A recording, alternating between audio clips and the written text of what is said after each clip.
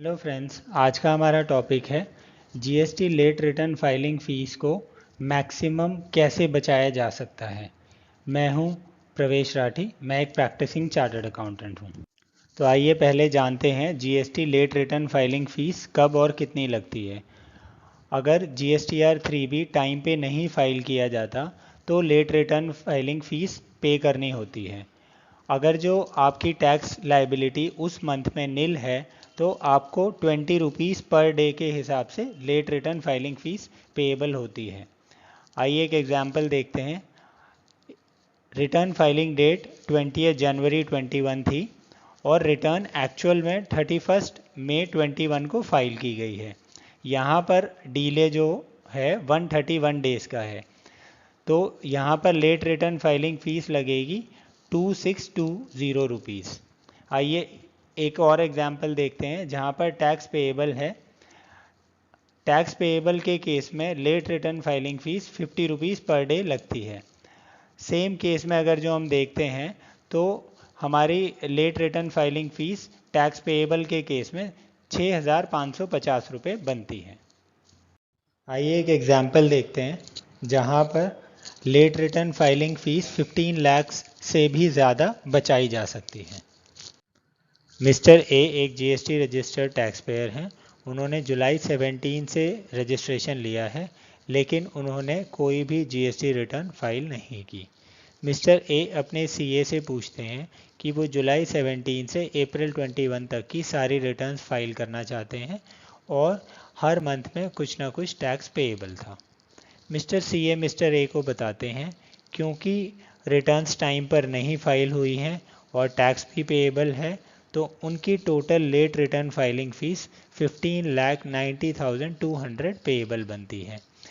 ये सुनकर mister A परेशान हो जाते हैं और वो कहते हैं कि वो इतनी लेट रिटर्न फाइलिंग फ़ीस नहीं अफोर्ड कर सकते। तो अब मिस्टर ए को परेशान होने की ज़रूरत नहीं है, क्योंकि 1 जून 21 से GST late return filing fees को कैप कर दिया गया है 1000 पर रिटर्न, जहां पर कुछ टैक्स पेएबल है। तो इस डिसीजन की वजह से जो total late return filing fees 15,90,200 payable थी वो घटकर 45,000 रुपीज़ पेएबल होगी, जिससे total saving of late return filing fees will be 15,45,200.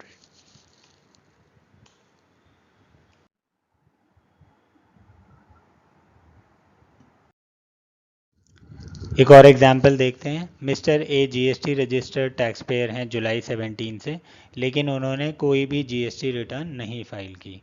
Mister A अपने सीए को पूछते हैं कि वो जुलाई 17 से अप्रैल 21 तक की सारी रिटर्न्स फाइल करना चाहते हैं और उनकी टैक्स लायबिलिटी निल थी।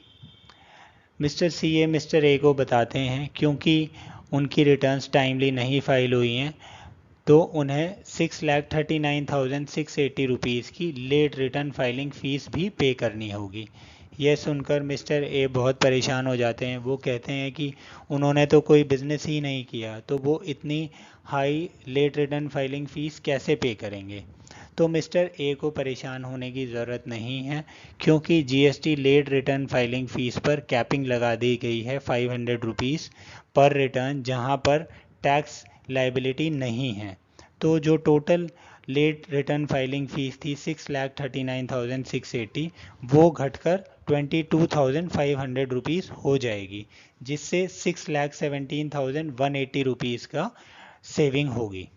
बट इस बेनिफिट को अवेल करने के लिए आपको एक चीज़ नोट करनी है कि यह बेनिफिट उन्हीं टैक्स पेयर्स को मिलेगा जो अपनी रिटर्न्स 1 जून 21 से लेकर 31 अगस्त 21 तक फाइल करते हैं। तो प्लीज़ इंश्योर कि आप अपनी रिटर्न्स 1 जून 21 से 31 अगस्त 21 के बीच में ज़रूर फाइल करें। आशा करते हैं कि आपको आज का टॉपिक और वीडियो दोनों पसंद आए होंगे। कृपया अपना फीडबैक या कमेंट सेक्शन में ज़रूर दीजिए। आपको इस टॉपिक या किसी और टॉपिक पर कोई भी क्वेश्चन या कोई भी क्वेरी है तो कमेंट सेक्शन में डालिए, और ऐसी ही इन्फॉर्मेटिव वीडियोस के लिए हमारे चैनल को सब्सक्राइब कीजिए।